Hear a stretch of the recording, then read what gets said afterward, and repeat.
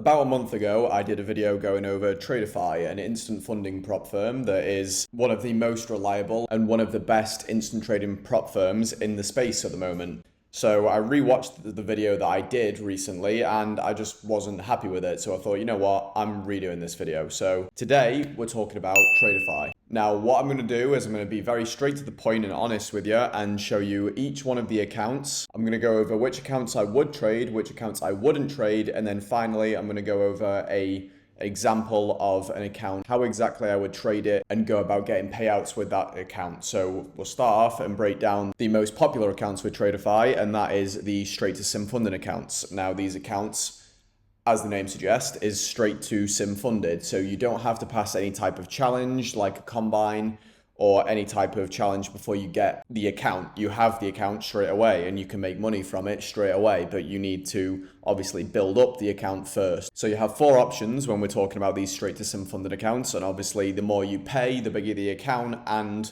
the bigger the account, the more you get for your money typically with a lot of these prop firms. The larger amount of money you put up front, the more of a multiplier you get on your money. So it really comes down to what you can afford. Obviously, I would recommend going for the cheapest one out there, which is the 25K account first with a $349 fee. But at the moment, they do have a discount code on the website, so you can go ahead and use that and you'll get a little bit of a knockoff. It's about 30 to 35%, which is pretty decent as far as the discount codes go. So, I mean, if you are going to consider one, then like I said, just click on the website and you'll see at the browser at the top, it'll say whatever discount is currently available. So just make sure you use that to save yourself a bit of extra money. But yeah, as far as the amount of money that you're going to put up front, and then obviously the amount of trailing max drawdown you get with that account, the rules are the same across all the accounts. You have your end of day drawdown, which if you've seen me talk about the difference between end of day drawdown and intraday drawdown, you will know that end of day drawdown is exactly what we want. That's the good type of drawdown that we want on these prop firm accounts. We don't want intraday trailing drawdown because that is just a massive pain in the arse. Minimum of 10 trading days to pay out. I mean,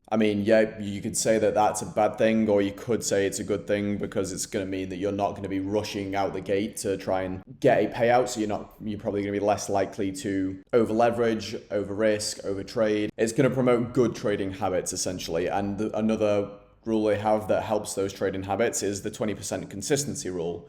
So you can't just go and gamble and get a big winning trade and then get a payout. You have to have the biggest winning trade on your account cannot be more than 20% of your total profit. So for example, if you have $1,000 in the account profit, then your biggest winning day can't be more than $200. Now that's, again, it's a bit of a double-edged sword. You could say, well, that's stopping me from making my really big trades that I can let run and make a lot of money from. And yeah, you are right, that is true, but it also stops you from having that gambling's mentality like we just talked about, over leveraging, over risking, all that bad stuff we want to avoid. So it is kind of, depends how you want to look at it. It's either a good thing or a bad thing, depending on how you trade. And then we'll move on to the second type of account that Tradeify offer, which I would recommend personally, and those are the growth accounts. So the growth accounts are your challenge accounts. They're the ones that you're going to have to pass a challenge and you're going to have a monthly fee each month until you've passed the account, and then you can trade the account and start to get payouts. Now, I would recommend these accounts to someone who is maybe not willing to put up as much money as the straight to funded accounts because obviously they are the most expensive.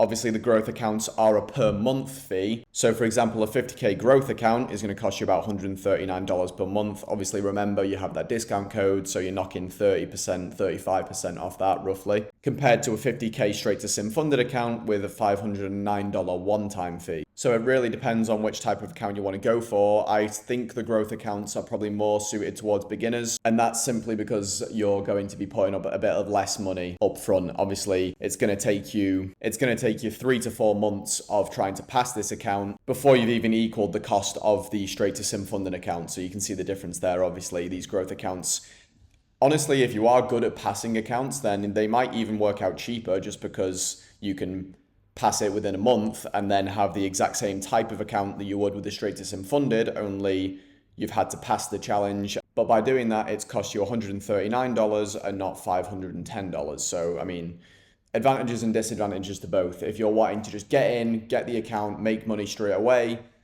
and not really be bothered about spending a little bit more, then the straight to sum funded accounts are for you. If you are confident in passing accounts fast, relatively fast, within a month or two, and you don't mind waiting to pass that account before you're going to start making any real money, then the growth accounts are for you. It's up to you. There's no right or wrong answer here. They're just two different types of accounts that you can use to make money. And the nice thing about Tradeify with these growth accounts is no activation fee. With other prop firms, these types of challenge accounts will have an activation fee of around $100, $150. So no activation fee definitely helps sell these accounts for those people that are considering them. The accounts that I would not recommend any of you to touch are the advanced accounts. And the simple reason for this is I don't care if it's cheaper because it has one, an activation fee of $125, and two, it has intraday trailing drawdown. We do not like intraday. On this channel, we despise intraday. I can't even say it. Intraday trailing drawdown. If you don't know what intraday trailing drawdown means, it means that when you have an open position, let's say you're in a long position, and that long position goes into profit a little bit and then comes back down and maybe you get stopped out at break even. That trade will count as a loss for you because it's gone into profit. Your drawdown has followed you up as your trade has gone into profit. And then as the trade comes back down, your drawdown does not. It was going to trail you as the trade is open and not move back down. So it can be very, very tricky to pass, obviously doable to pass, but I would not recommend these accounts at all. I would recommend going for the growth or straight to sim funded accounts. So I'm going to now walk you through exactly how I would go about trading one of these accounts in terms of risk, how much I would be willing to risk per trade based on the amount of trailing drawdown and the account that you have bought. So let's break that down now. So for this example, we're going to be using a 50K straight to sim funded account, and I'm going to break down exactly how much I would be willing to risk per trade on that account. So for that account, we have a $2,000 trailing max drawdown. So that means I'm going to be willing to risk $200 at the maximum. Now, if this was a growth account and I was trying to pass the account, I would treat this a bit differently. I would risk maybe even $500 at the maximum, because you're trying to pass the account. This is the account that you're going to want to deleverage on. You don't need to pass this account and try and get the payout as fast as possible, because if you do that, you are a heightened risk of blowing the account because you're risking more. You're not leaving the result up to simple statistics. You're just kind of trying to push to the finish line faster. And in this game, that is more likely to shoot you in the foot than it is to help you. That's why with this 50K straight to funded account, you're going to treat the account with a bit more of a heightened risk parameter, because you've already paid that extra bit of money to get to this step. No point in paying that extra amount of money and then risking too much on the account and ending up blowing it and then having to pay again.